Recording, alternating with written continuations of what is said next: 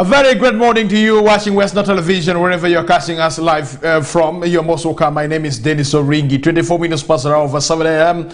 I am coming to you live from the broadcast house of Western Television. For those who are catching us live using the Zuko satellite, we thank you, channel 0073. I am proud to mention that because it is not easy to reach where we are now. And also I'm proud that we have been on Star Times channel 477, and so I do not take those channels for granted. And I also do appreciate those who are always catching us live using the YouTube page of the television, not forgetting those who are catching us live using the Facebook as well. We thank you very much. What you need to do is just to share the link of those live streams to other colleagues of yours, and so that they get to be proud of their own television located here in Arua City, Plot 39A, Weather Park Lane, Western Sub-Region, Northern Uganda, Africa, and the whole world. And so we are here to serve you on all the platforms. We are not only being watched within West Nile, as some people do think. We are an international television, because even those in China, they are catching us live. Even those who are in America and also in Greenwich land, they're also really catching us live. And so we are coming to you live from Arua.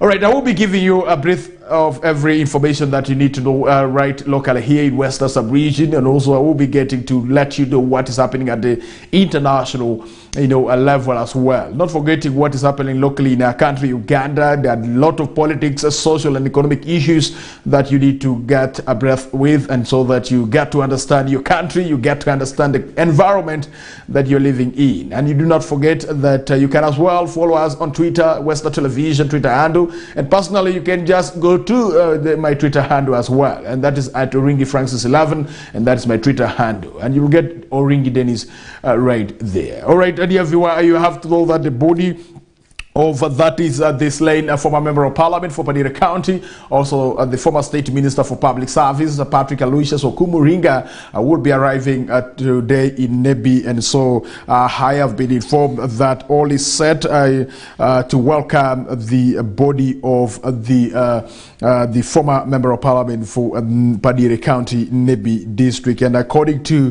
what I have right here is that all is set to receive the body. Body will be received from Namrodo, that river, that bridge, the last bridge when you're from Kampala, when you're entering Nebi, and the first bridge after leaving Nebi, and that is where they're going to receive his body from. And remember, the land adjacent to the bridge, that is his land, and that land housed the construction company that was constructing, that is Nebi Pakwash Road, Tabaking, during those days in 2002 and 2003 and also 2004 right there. And so recruitment is tentatively planned to start at 2 today, depending on the arrival of the body from Kampala. And yesterday I did mention to you that why can't the government of the Republic of Uganda airlift the body of the former state minister for public service? How much does it cost, and what does it cost the government to use the chopper to bring the body of a person who was able to contribute greatly to the development of this country? If others can be done unto, why not also to be accorded to the former state minister for that is a public service, and also the former member of parliament for Padira County? Is it because he was not serving now before he died, or the terms and conditions that do apply when it comes to airlifting the body of somebody? I do not know whether mine will be airlifted from Arua here to my village where I come from. I do not know, but I leave it to those who will be planning for my burial arrangement, the time that I will be dying. But I'm not dying right now, is what I can really tell you. But I cannot run away from death, because all of us, we are destined to really pass on at a certain time, but not now, because I'm still a young man, and I still have a lot to tell you, to tell the whole world, and that's why I'm here at Western Television. And so the tentative planned recruitment master will start at 2, and that's according to the planning. That this will depend on the arrival of the body from Kampala, and with our road good enough that Minister of Tourism, that is Tom Butime, with due respect, Honorable, was able to clear 6 vehicles to use the Masisho and for the Masisho park, the road that is Para Road, so that it becomes shorter. They will branch off, that is from Kafu, as they will be coming to Western. So meaning that they will pass via Basindi, and then they will connect to the Para newly constructed road to Pakwash Bridge. And so that's the good news that I can really tell you, because the road from Karuma via that is Olweyo, Prongo, up to Agung and coming to Pakwash, the road is not all that good, and that will be like disturbing the dead. And so the dead should be accorded a safe travel back to his home. And so that is what you need to know. After mass, body will be taken straight to his residence at Jukia, where it will lay for a night vigil. And so people will be for a night vigil today in the evening after the Requiem Mass. And also you need to know that the joint tribute by Nebi District Local Government, Zombo District Local Government, Pakwash District Local Government and Nebi Municipal Council will be on Thursday, tomorrow 25th, starting at 10 a.m. exactly. And so they are welcoming each and every person who would be free and would love to pay tribute to the late State Minister for Public Service, and also the former Member of Parliament for Padire County, Patrick Aloysius Kokoliriko. He was a business philanthropist who also loved education. That's why he was able to support a great number of students from the greater Alu land. As far as attaining their education is concerned, he was one of those that were supplying government of the Republic of Uganda with the France Peugeot cars, and unfortunately business did not go well with the government in power as we do talk right now. And so that's something that you need to know, and this really frustrated him a lot in terms of his business, because he borrowed money from the commercial banks that we do have in our country, Uganda. So after importing over 100 cars, and then your cars are not bought by the person who told you that you're supposed to import, and what happens? You have to really be affected. And so yesterday there was a request that was celebrated in Kampala, and in attendance was the Minister of Constitutional Affairs. We are talking about Robert Mao, who was able to attend the mass right there, and he was able to speak sense for those who were able to attend.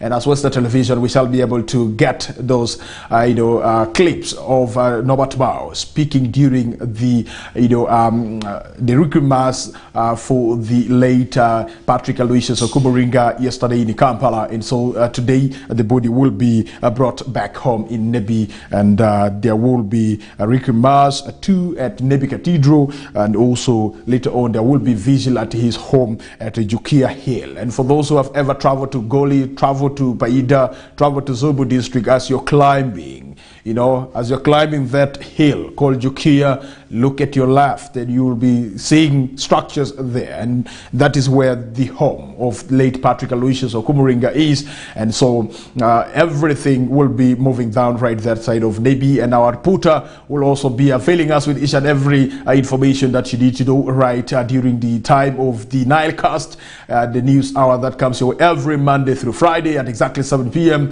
and I will be broadcasting that for you because we still condole together with Christine Kokoliriko, who is the news anchor here at Western Television, and that is the father. And so as Denis Oringi, I will continue to do my part.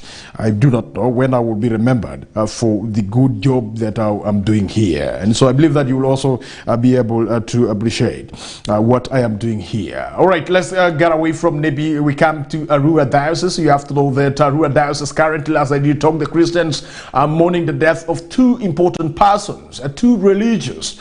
That's how they say it in Catholic. Two religious persons that are being mourned at this particular time. This morning, the body of that is the late Reverend Father Kizito Yandu will be arriving here in Arua, and the body will be taken straight to that is Idiofe Youth Center, St. Daniel's Komboni Youth Center, Idiofe, where the late used to stay, and he served the young people as the youth chaplain for Arua Catholic Diocese, and so the body is being waited for at Zambia Junction, right next to the Shell petrol station here. And so the band, the young people, the youth are ready waiting for the body of their former chaplain, and they will be leading the procession up to St. Daniel's Komboni Youth Center that is in Idiofe, and then later on, remember the funeral mass for that is the founder of Idiofe Health Center 3, that's none other than Sister Paula, will be laid to rest today. And so there are two dead bodies that will be received at the diocese. And so the Sister Paula will be buried in the afternoon, and then by around 4, the body of late Reverend Father Kizito Yandu will be taken to the church, where the Requiem Mass will be celebrated in the evening. And then tomorrow, Thursday, the body will leave for that is Oringi Catholic Parish, the parish where the late came from. And before going to that is Oringi Catholic Parish, there will be a stopover at one of the chapels that is along the road leading to Oringi, and then after that the body will be taken to Oringi Catholic Parish, where there will be a Requiem Mass and also a vigil right there at the church. And then on Friday 26th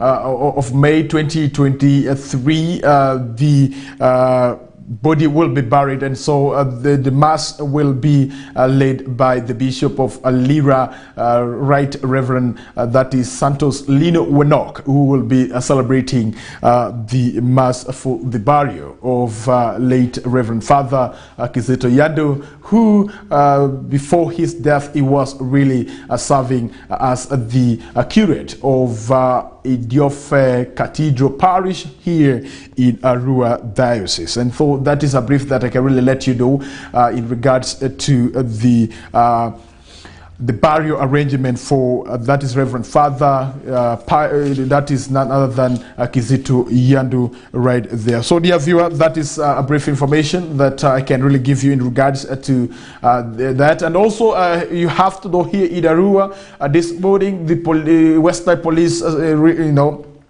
sub-region will be welcoming the Assistant Inspector General of Police and the Deputy IGP who will be coming to do inspection and also having meetings with the police officers, having discussion on some of the issues that need to be worked upon by government of the Republic of Uganda in regards to the welfare of the police officers that we do have in our country, Uganda. I can remember on Monday I did mention to you that the life the police officers are living in is really appalling, and there's need for government of the Republic of Uganda to think twice when it comes to the welfare of the men in uniform. Not only the police officers, even the military men, they have also to be catered for properly, so that we avoid what we are getting as news in this country, news of shootings in different corners of this country. And so we pray that the government of the Republic of Uganda, more especially through the Ministry of Internal Affairs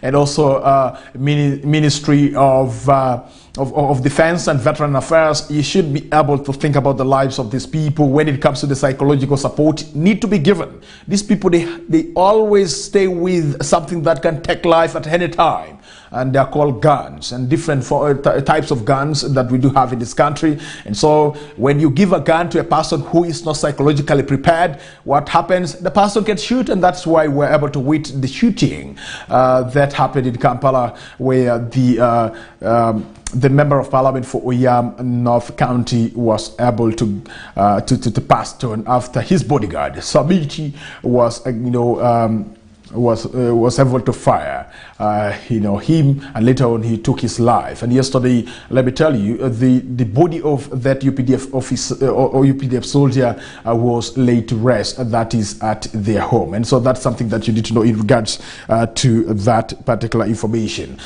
So we are waiting for the Deputy IGP to visit West Nile, and so as West Nile Television, we have been accredited to cover his coming to the region, and we shall be able to bring for you each and every information that you need to know in regards to the visit of the Deputy Inspector General of Police, who is going to tour some of the areas that we do have in West Nile, and also have a meeting with the police officers that we do have. All right, away from that, let's get to Madi sub-region, Western sub-region. Western region is what you need to know, that the 16.3 billion Atiak Laropi 66-kilometer road is near completion. Members of the public have been urged to use this particular road that connects from Atiak up to Laropi for business link between Uganda, South Sudan, and also Eastern Democratic Republic of Congo. Emmanuel Agele was able to tour that particular road together with the officials from the Office of the Prime Minister, specifically from the Ministry of Northern Uganda, led by the State Minister for Northern Uganda, Honorable Kuyushin Grace Freedom, together with the contractor of that particular road, that is Atiak Laropi Road, and the contract has been given to that is a strikeback, and this particular component of the road construction of Atiak Laropi, it is one of the components of the development initiative for Northern Uganda and what we call the infrastructure. And so that 16.3 billion Ugandan shillings has been secured from the European Union for the upgrade of that particular road. And so we have to say thank you, Government of the Republic of Uganda. Thank you, the Office of the Minister for Northern Uganda, the Office of the Prime Minister, together with the European Union for this particular support. And thanks for the program Development Initiative for Northern Uganda. Let's have more on this story done by Emmanuel Agele in regards to that road. Good morning. In order to increase trade of commodities within the region, the country, and the neighboring countries through the improvement of transport infrastructure, the Office of the Prime Minister, through the Development Initiative for Northern Uganda program, has upgraded Atiak Adjumani Laropi Moyo South Sudan border road. The 66-kilometer road, upgraded to tarmac, will with ease connect Acholi and West Nile sub-region from Atiak at the junction of Golo-Atiak-Nimule Highway, and runs northwest, traversing through Zaipi and Pakle trading centers, and ends up at the docking site of Albert Nile. We see a complete section of the road from Atiak, over almost like 50-kilometer tarmac, waiting for road marking, road sign and all that, which is yet to be procured and installed. Okay. So the work is coming this side, and it's only this side which is remaining uncleared. But most of the work on this side is moving at advanced stages of construction. So here we shall see soon, after a few kilometers, we shall see tarmac also.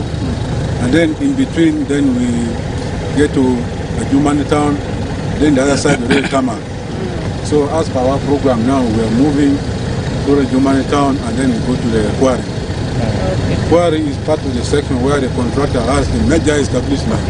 Upgrading of the road to Bitumen 2 standard will reduce navigational challenges to travelers who for decades suffered multiple gullies and potholes while it was a gravel road. This is part of the project. You can see from the beginning and going to the other side. So this is a section called, we call it kilometer 62. This is part of the section we had the worst flood of 2020. And all of this section was cut off by flood. So what we do as the Yondra and the consultant on the ground, we have to do elaborate design of this section so that we calculate the entire section with respect to the flood flow, and we came out with a flood opening sufficient to allow water to cross. So when you look at the box culvert, these are box culvert you see. Others are yet to be provided intermediately, so that in case the road is finished, there will be no more overtopping. In this section, we have also made sure that we raise the road to accommodate enough flood flow. So it's part of the project we are implementing. This flood spanned like about 500 meters.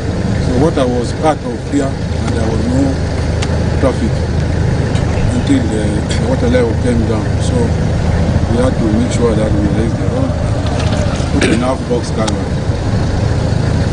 And I'm sure we're going to have durable pavement in the road structure here. We anticipated, but normally when we start project like this, we normally do 3 months for design review, checking the design and implementation, whether the design is adequate or not. Luckily now, the time when flood came, we were also doing the same design. So we were able to forecast and see the situation on the ground. That's why we came out with this plan. The Minister of State for Northern Uganda and her team traverses through the road. It is evidently a sign of relief because of the reduction in clouds of dust. The roads which were constructed under Development Initiative for Northern Uganda, this was subcontracted to the Ministry of Works, which got contractors.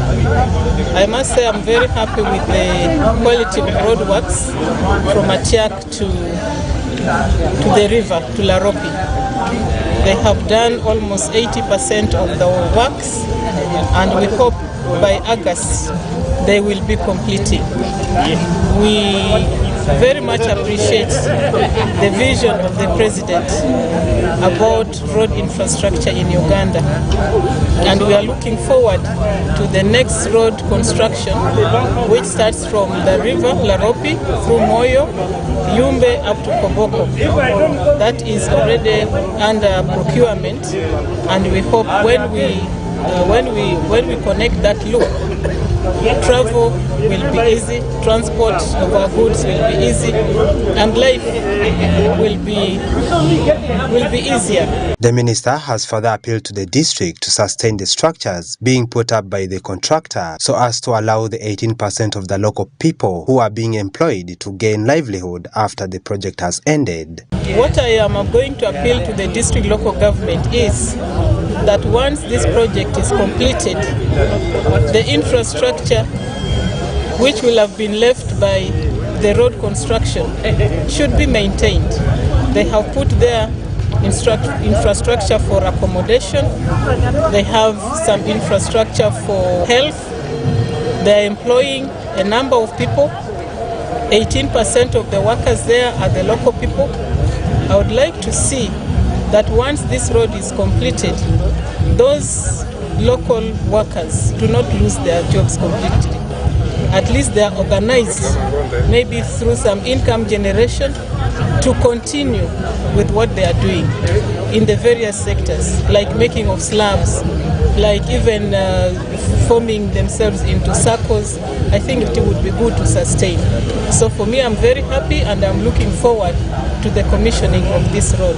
The multi-billion road project has also allowed Dino to rehabilitate and construct selected roads connecting remote and disadvantaged districts to the main road network, including upgrading of the 65.8-kilometer Atiak-Adjumani-Moyo South Sudan border road under Development Initiative for Northern Uganda program, with joint funding by the European Union contributing 85% and Government of Uganda contributing 15%, and the project being implemented by Uganda National Roads Authority and Ministry of Works and Transport. Emmanuel Agele, West Nile TV Nilecast.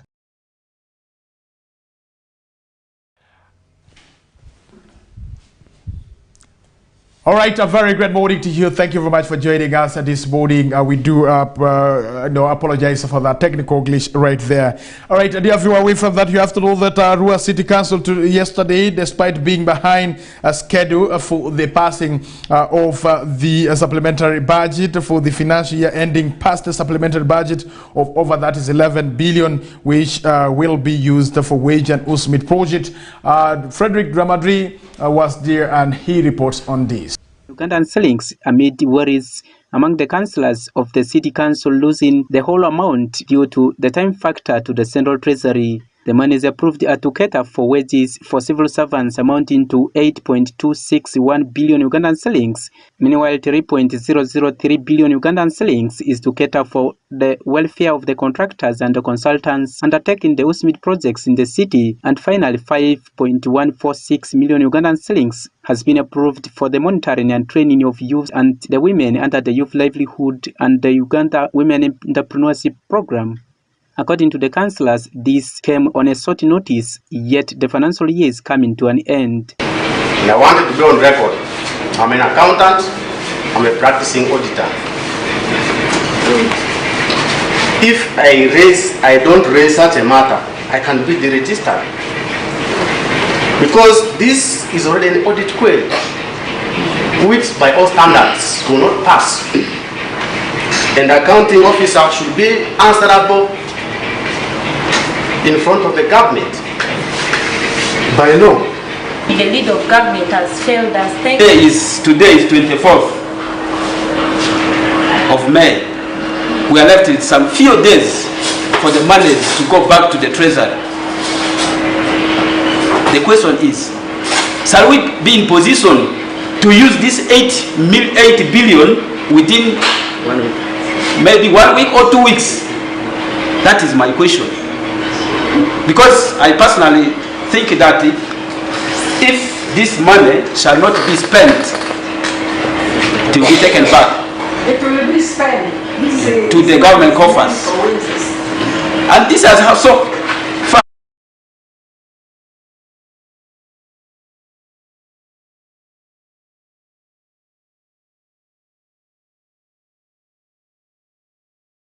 We do apologize for that technical glitch right there, dear viewer, in regards to that. And so let me say another story that we have for you this morning is that student leaders from 4 universities in Uganda have converged at Makerere to sign a petition to that is the National Council for Higher Education over expired courses. Let's have more on that.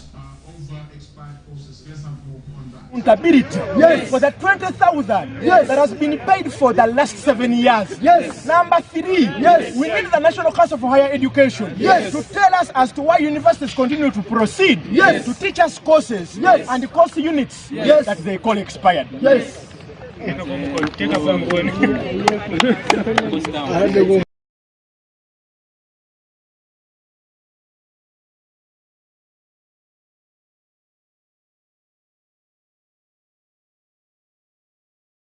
Citing a petition that they want to present to National Council for Higher Education in regards to some of the courses that are termed to be expired, that are not in the market currently, and those who have been conferred with those degrees of after studying those courses, they are having problems in in pursuing further with their education right there. And so let's go for a break, dear viewer. When we come back, we still have more for you this morning. We shall be looking into what we have in the dailies today, the Daily Monitor and also the New Vision.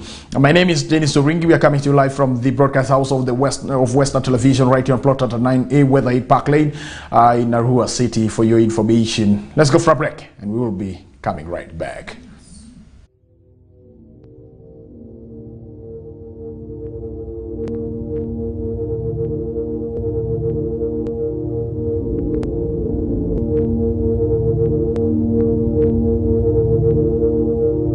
West Nile TV, lighting up the region.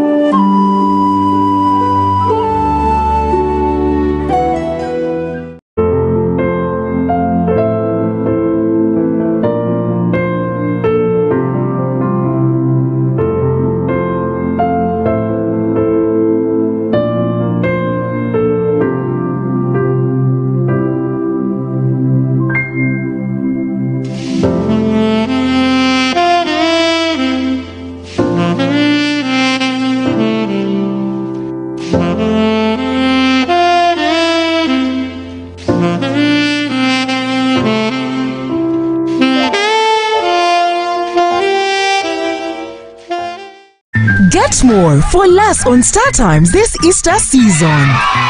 Cartoon Channel for Best Children Entertainment. New global series. Local drama on Mercula TV and football all around the world.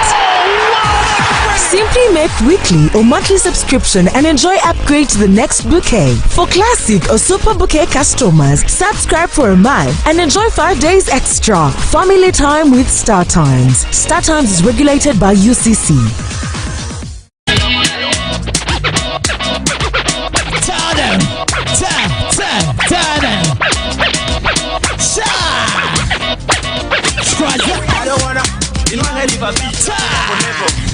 And DJ Zero comes on the floor. Chill. Feel. Every price. Tekina kitambana. Nami ndo kitambana. Tekina kitambana. Nami ndo kitambana. Tekina kitambana. Nami ndo kitambana. Mudonda bakunyumira wano tewanyuma. Tuwaze na kula pia katimwe. Tonebye kunyumira dekanzine. Aluwa kiruze kuwazinira mu. Dekanzine. Toja zina. Dekanzine. Toja zina. Dekanzine. Toja zina. Wangano zina ndawa tonywa pia. Amatuki. Atongoku. Amatuki. Atongoku. Amatuki.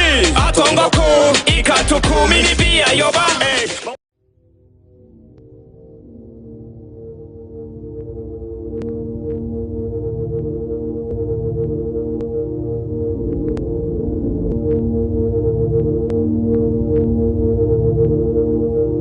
West Nile TV, lighting up the region. All right, we'll be back. You are still watching West Nile Television. My name is Denis Oringi, and you have to know that it's 5 minutes to the hour of 7, to the hour of 8 a.m. right on West Nile Television. Apparently, 55 minutes past the hour of 7 a.m. is what you need to know. All right, dear viewer, you have to know that IGP Oshola suspends 39 private security firms and. Which private security firms are these that have been suspended? You have to know that Martin Okoto Shola has suspended the operating licenses of 39 private security companies, according to the force's deputy spokesperson, Pauline Namaye, amid increasing cases of gun violence. Quoting from her, she says that these companies failed to fulfill some or all of the necessary conditions for license renewal last year, 2022, as per Regulation 14D of the Police Control of Private Security Organizations Regulation 2013. Some of the conditions the firm failed to fulfill are an NSSF certificate of clearance, evidence of payment of gun licensing fees, gun rental fees, and evidence of annual inspection of the company. And so a detailed list of these companies can be found at all police stations and regional police headquarters. All regional police commanders have been instructed to ensure that these companies hold their operations and ensure compliance to the suspension. That is according to Namaye. According to her, officers from Private Security and Firearms Department have been instructed to conduct withdrawal recovery of firearms from the respective PSOs, that is the private security organizations. Uganda Police Force continues to receive requests for license reinstatement from PSOs whose licenses were previously suspended. And so the Director of Operations has developed standard operating procedures for all private security companies. Each PSO has been supplied a copy of the SOPs for compliance right there. And so who wants to know this list of the security companies? You can go to the nearby police station and you'll be able to view the list of the 39 private security firms that have been suspended, that their operations have been suspended. I do not know. We are here to establish the list that we shall also be able to publish for you the list right here on Western Television. We shall be able to broadcast the list for you also, so that you know that if you deal with this particular security firm, then you're dealing at your own risk, because their service has been suspended for the time that they're supposed to, work out on some of the issues that they're supposed to work out. A UPDF soldier stabbed to death is another story that you need to know. That another UPDF soldier has been stabbed to death. Unknown assailants on Monday night attacked a UPDF soldier attached to 41st Battalion of the 3rd Brigade Private, that is Patrick Biamukama, 31-year-old, and and stabbed him, leading to his death right there. And so the Kigezi Regional Police spokesperson Eli Bate confirmed the incident, saying a team of the detectives visited the crime scene at that is Kiambajengo village in Butanda sub-county to commence investigations. Is what you need to know. It's quite unfortunate that we continue to lose men in uniform just like that under unclear circumstances. And then body of Colonel Ingola Skila finally laid to rest is also another news that you need to know. Uganda's economy to grow by 5.5% in 2023. That is according to International Monetary Fund, and that is the information that we have obtained right this morning, that the International Monetary Fund has projected Uganda's economy to grow by about 5.5% this year, reflecting a strong half-year performance. And some positive news from high frequency activity and confidence indicators is what you need to know right there. And so inflation peaked in late 2022, but it is now on a declining path as it continues to decline. That is, and global uncertainties decrease external demand would support a stronger recovery in 2024 and beyond. Thus, a return to pre-COVID-19 growth rate of 6 to 7% is what that is Kapushis, who is one of the officials of the International Monetary Fund, saying right there. She said the Sub-Saharan Africa is facing higher borrowing costs due to monetary policy tightening around the globe in response to high inflation. Is also another news that you need to know in regards to what we do have in the Daily Monitor this morning for you. You can as well get yourself a copy of the paper and you get to read other stories as they happen. So losers pick Museveni as mediator in Lao cultural leadership crisis is what you need to know right there, that it is not going well the other side of Lao Cultural Foundation. Some clan leaders under Lao Cultural Foundation have picked President Museveni to help mediate an end to Lao cultural leadership crisis. This comes days after they lost an 8-year protracted leadership battle to engineer Dr. Moses Michael Odongo Okune of Tekwaro Lao. In December 2022, the Constitutional Court of Uganda dismissed a petition which sought to annul the election of engineer Dr. that is Odongo Okune as Lao cultural leader Wanyachi after it failed to pass legal test. And so the court upheld the decision of the High Court in Lira District that Dr. Odongo was duly elected and installed as Lao traditional leader. Crispus Ayana Odongo, the petitioner, urged that the Lao Cultural Foundation third respondent purporting to elect its attempt to install the former executive director of Uganda Road Fund fourth respondent was unlawful. According to Council Ayana, the Lao Cultural Foundation, using a constitution allegedly promulgated under the provisions of the Impulged Institution of Traditional or Cultural Leaders Act of 2011, was inconsistent with what they say in contravention of the constitution. For instance, Ayana said at the time of Dr. Odongo's election, the issue of traditional or cultural leaders of Lao had not been resolved. And so the prolonged conflict at the Lao Cultural Institution culminated in the election of Dr. Okune as the paramount chief in 2016. However, Dr. Ayana's uncle Mzee Yosam Odu Ebi refused to hand over the mantle of leadership to him. Is another crisis that we have right that side of Lao in terms of the Lao cultural leadership is what you need to know. You can also get the copy of the paper and you will be able to get more information. Lower health centers demand specialized doctors is also another news that you need to know, that the lower health centers, they're demanding for specialized doctors. If you are to move around in our country, Uganda, you go to different lower health centers that we do have, it is very hard for you to get the doctors. And so the lower health centers in this country are really saying that we need specialized doctors to help the patients who go to seek medical attention at these facilities that we do have. Leaders issue wake-up call as cultism rears ugly head is also another thing that you need to know. I thought that the issue of cultism is not here in our country, Uganda, but you have to know that as traditional religions strive to maintain their flock, emerging cult-like groups are taking root across the country. Leaders have, however, warned followers against being brainwashed by cult leaders, some of whom are allegedly engaging in suspicious activities. In districts like Sembabule, Marasha, Buvuma, Mbarara, Mbale, Terego, and Jinja, local authorities banned the cult groups, but members continue to practice these faiths secretly. The Gospel Church Volunteers, popularly called the 666 cult sect in Kamuli district, has been accused of sabotaging government programs programs, especially universal primary education and immunization. And so the sect allegedly forsakes their children and followers from accessing education, health, and bathing. Lead Pastor Sam Tefula of that is the Bungulumbia Butefula zone in Kamuli district says the devil is using government programs like vaccination to enter people's bodies and to imprison them to its evil vices. And so that is according to the lead Pastor Sam Tefula of that is Bungulumbia Butefula zone in that is Kamuli. Bungulumbia Sub-County Council Speaker Frank Zina warns that they are monitoring the suspicious activities of the religious sect right there. And so quoting him verbatim, he says, "You know, religious fanaticism is dangerous and it is blindly followed and driven by poverty and ignorance," right there. So people who deprive children of accessing health services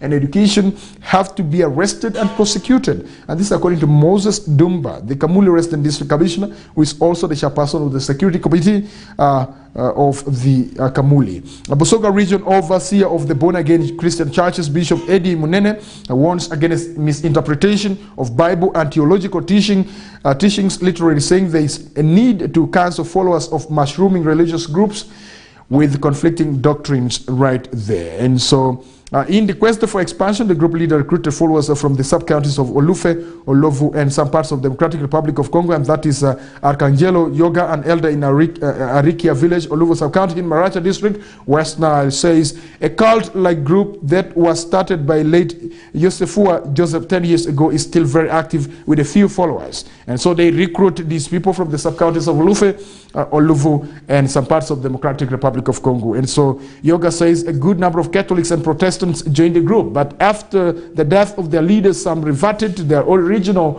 religions, and very few followers are still professing this particular faith that they attempted to be a cult. And so in the tradition of the group, the followers are prohibited from eating pork, mushrooms, cashew food, taking medication, and bad, that is from attending funerals, among others. And so Joel Shadia, the chairperson of Oluvu sub-county in Maracha district, West Nile, says they are concerned about the issue of the cult group, but they are trying their best to ensure such groups, don't thrive in the sub-county. And so he says human beings have a right to food, but this group exempts its members from eating food and its followers are malnourished. And so some of these cult groups, such as Njiri, Yayesu, oppose government programs like immunization and census and get away with it. And they also deny children formal education, describing it as evil, and prefer homeschooling. In Terego district, the leaders had to act promptly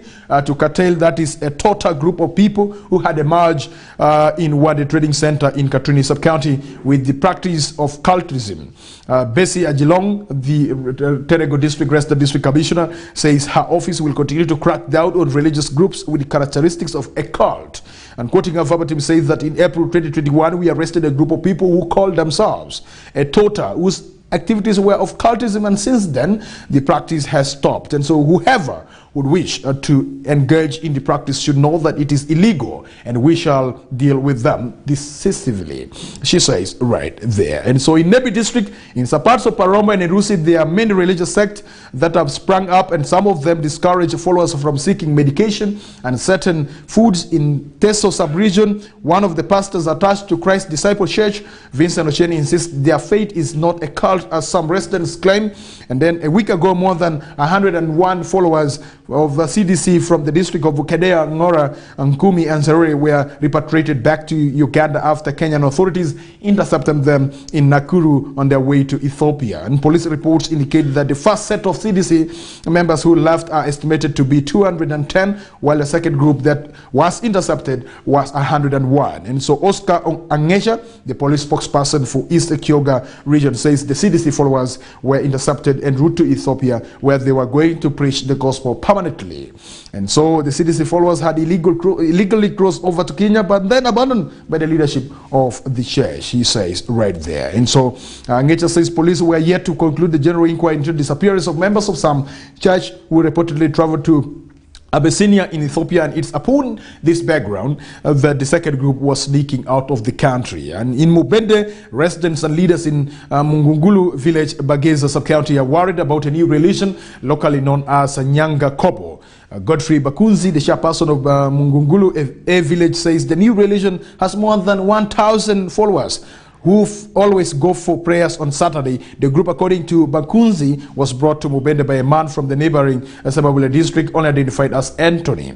And so that is also another thing that you need to know in regards to this cultism that seems to be taking over Uganda. And what should we do? I think it's upon each and every person to really, try to to evaluate as much as possible what kind of religion are you really practicing, what kind of religion are you joining. Is it because of money? Is it what is it that you want to get from that particular religion? And so traditionally we have those three: Catholics, Protestant, and also Muslim. So those three can take you to heaven for those who want to go to heaven. We have been told that they can take us to heaven, much as scholars do say that it's not religion that takes you to heaven, it is your faith. But they all proclaim the faith that will really one time make them reach the Father, that we believe He exists above all things, made and and not made. And so that is something that you need to know. And so it's upon you to decide which one exactly that you will be able to, subscribe to. Is something that you need to know. At Parliament of the Republic of Uganda, you have to know that the Speaker of Parliament of the Republic of Uganda, Right Honorable Anita Mung, 6 mental health checks for all members of Parliament is something that, as she says, is a very good thing that they have to do. And so, Mung has called for mandatory mental, health screening for all citizens across the country, including members of Parliament, because they are citizens of this country. So the country has of late witnessed rising cases of gun violence.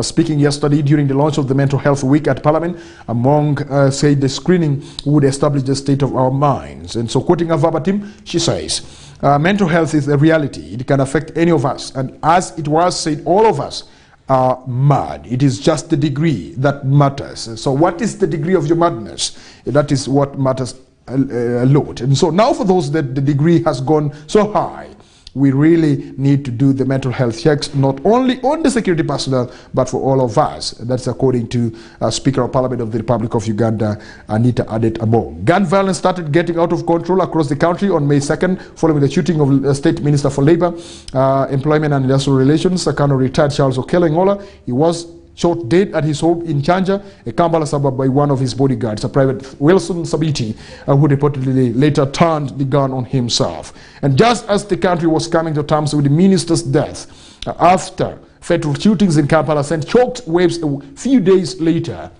they included the killing of Ibrahim, that is to Sumbira, who was better known by the aliases Isma Alexis and Jaja Ishuli, and the shooting to death of a moneylender of Indian nationality, Uttam Bandari. This the Daily Monitor last Friday that recorded many cases of gunfires. And so Godfrey Masho, Busia chairperson, the Mental Health Parliamentary Forum, said that screenings can be very helpful in most assessing a mental capacity of security personnel, since their job description involves holding guns while on duty right there. All right, dear viewer, let's get to what we have in the new vision this morning, so that you get to know what we have in the dailies of this country. It's so those who are catching us live from Kampala, we do appreciate you very much for always,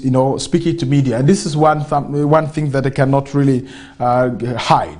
So I think the people of West Nile should also really get acquainted to media, so that they get to hear their concerns. And so Bario Munsi speaks out on State House budget. It's also another thing that you need to know, that the budget was presented to the House last week by the opposition in a minority report represented by MPs Mwanga Chivumbi, Botambala, and Ibrahim Samunyunganda of Hira Municipality. And so what do we have in that particular budget that was presented as a minority report right there. Minister for Information, Communication and Technology and National Guidance, Chris Biaramuzi, has clarified that the State House budget presented in Parliament was not for President Yoweri Kaguta Museveni as a person, but for the institution with a fully fledged support staff structure.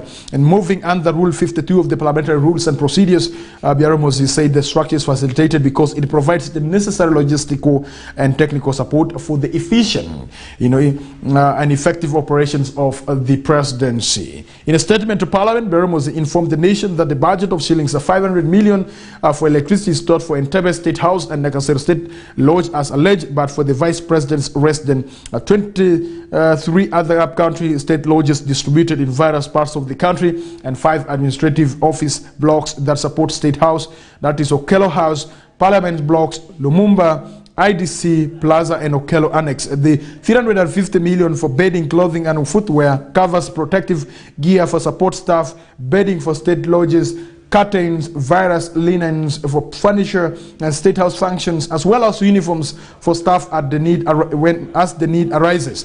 So he said the categories of staff include drivers, housekeepers, caterers, kitchen staff, cleaners and regular office staff.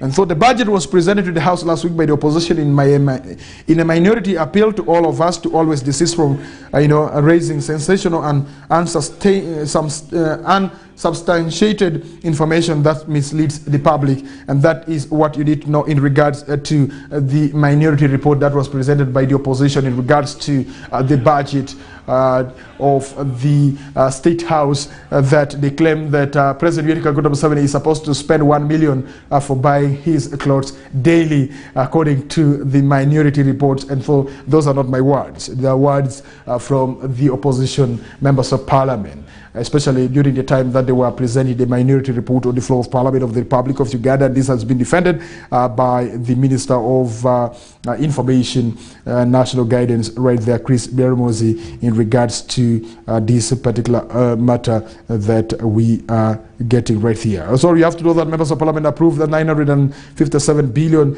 motor digital trackers deal. Is also another news that you need to get in regards to this, that members of Parliament approves a 957 motor digital tracker deal. The move is aimed at enhancing crime management through detection, identification and recognition of all vehicles and motorcycles operating in the country. And remember, this is not the first time that we are hearing about this particular talk. In 2018, when late Ibrahim Abriga was shot dead in Kampala, President Yoweri Kaguta Museveni later on addressed the nation on the issue of security, and he did come out with the 10 points that were supposed to be adopted to ensure that the security is really tightened in this country. And one of the recommendations was getting, motor digital trackers, in which you have to know that it brought a lot of issues to Parliament of the Republic of Uganda and also to Ministry of Works and Transport, where Ministry of Works and Transport was challenged by, that is,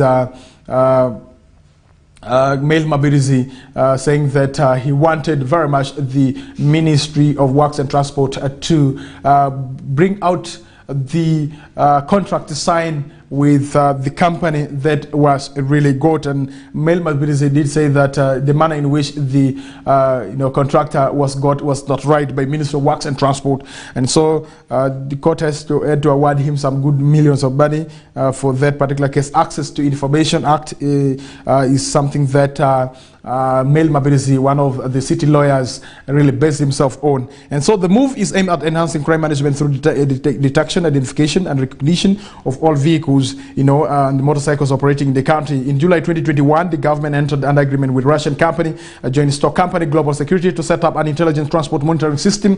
And so the government was represented at the signing by the Security and Transport Ministries. Following the signing of the agreement, Toro District Woman Member of Parliament Sarah Opendi moved the motion on the floor of Parliament of the Republic of Uganda for a resolution to urge the government to examine the implementation of the agreement. The Speaker of Parliament of the Republic of Uganda tasked the 2 House committees with jointly investigating the matter. It was the Defence and Internal Affairs and the Presidential Committees that were given this assignment. Now, the Joint Committee was directed to establish whether implementing the ITMS protects and preserves people's rights to privacy. It was also tasked with finding out whether value for money will be achieved during the implementation of the ITMS project. It is In its joint report, the committee members of parliament observed that the gruesome hit and run killings by gun wielding motorists recorded in Uganda pose a great danger to public security if undeterred. And so in 2018, President Yoweri Kaguta Museveni addressed Parliament and presented 10 measures that the government would undertake to fight the escalating crime. And one of such measures was using smart number plates and a smart tracking system for motor vehicles and motorcycles countrywide. Museveni's address on security came on the back of gruesome killings committed by criminals around the country moving in unidentified vehicles and motorcycles. Subsequently, the government identified the ITMS project to develop the implementation of smart tracking system to improve crime management, security, traffic management, and also revenue collections. During the implementation of the project, the committee established that the total investment of the ITMS project would amount, that is 957.4 billion, and the investor would entirely bear the cost. And now the committee observed that the investor intends to recover these costs through fines and fees provided in the financial model. The money will cater for initial capital investment for acquiring cameras, speed radars, smart registration plates, electronic devices, control room, and software is what you need to know right there. And also, according to the report, only policy support and interrogation with that existing security infrastructure and legislative support will be expected as support from the government. And this is in regards to that is members of parliament approving 957 billion motor digital trackers deal. And let's wait to see how this particular deal will be implemented, whether there are people who are going to make killings out of this money. 957 billion is not a little amount of money in our country, Uganda, and this money can really be able to work on all the roads that we do have in this country. But for now, we are giving priority to the security of this country. We want to see how these digital trackers will be able to work, how government of the Republic of Uganda, together with the contractor that has been got, will be able to implement these, installing these trackers on each and every motorcycles and also the vehicles that we do have in this country. If it works out, and then that will be good and okay. And if they shoot me, I will be quite sure, sure that my killer will be tracked and will be got. And so, in regards to that, I do support these 957 billion that has been approved by Parliament of the Republic of Uganda. What we are waiting for is the implementation and how this will be done. Let it not be audit query after some years by the Office of the Auditor General in regards to the implementation of some of these projects and also programs right there. Dear viewer, allow me to say this morning that I appreciate you very much, but before that, allow me to get to what we have in the world of sports this morning. Some people want to know what exactly is happening in the world of sports before I sign out, because I have other commitments that you have to know right this morning. We might not be able to get up to the hour that is 9 a.m.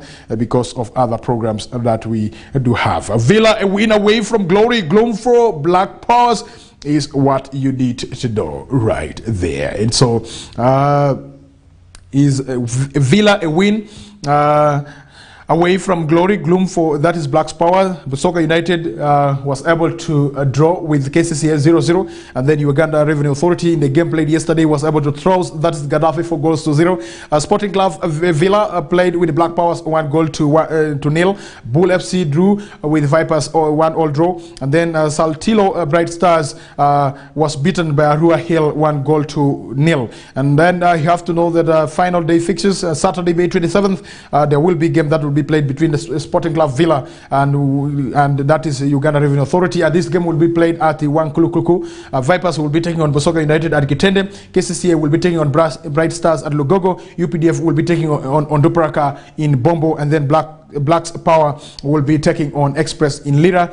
Then Maroons will be taking on Bull in Luzira, and then Arua Hill will be taking on Wakiso Giant. This game will be played here in Arua. And so Sporting Club Villa will win their first National League title in nearly 20 years if they beat URA at Iwankulukuku this Saturday. And so this after the 16-time record champions beat and relegated Black's Power on Tuesday, and fellow Star Times Uganda Premier League challengers Vipers Sporting Club also KCCA both dropped the points at Bull and Busoga United respectively. Charles Mbale scored Villa's winner, his 12th goal of the season, bringing him level with Alan Kayiwa of Express for the Jogos to open a 2-point lead with a game to go.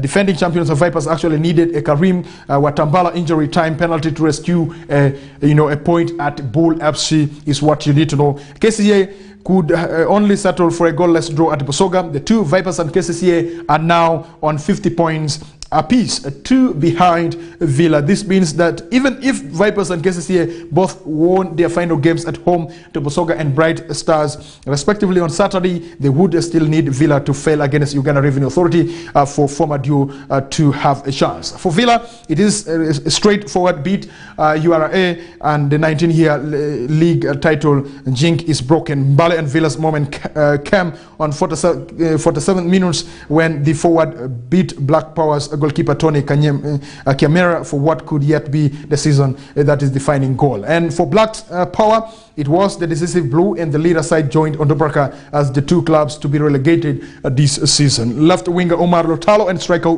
Muna Kalule could have made the scoreline more impressive for Villa had they put away the glorious chances they got, but the Jogos will take this for now.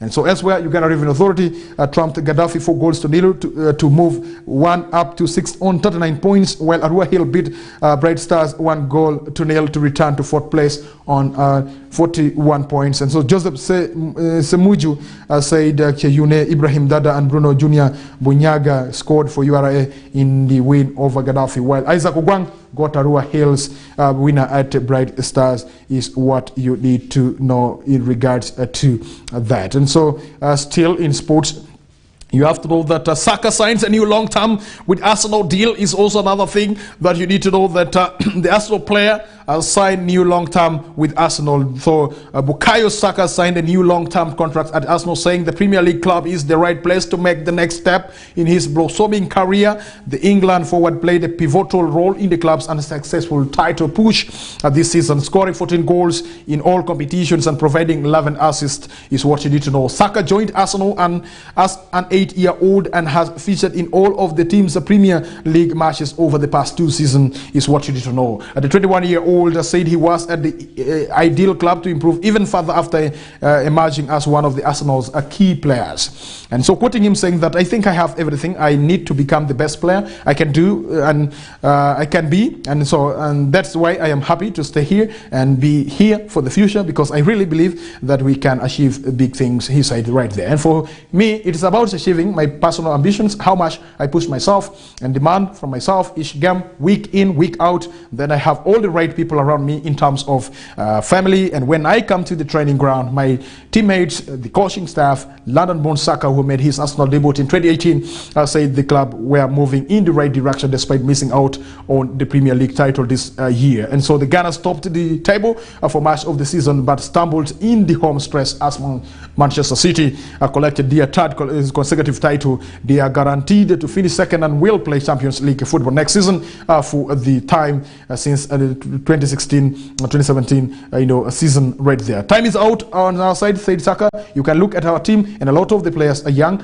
We are hungry, and a lot of us haven't won trophies at Arsenal, so we want to achieve big things. And so these are words of that is Saka, who has signed again another contract with Arsenal. A long one, for your information, is what you need to know right there. So, dear viewer, with that, we have come to the end of our program this morning. 26 minutes past over. That's 8 a.m. on Western Television. Due to other commitments, allow me to stop here, and we do appreciate you very much. Catch us again tomorrow for the Thursday edition of the program that is Kokoliriko Show on Western Television. My name is Denis Oringi.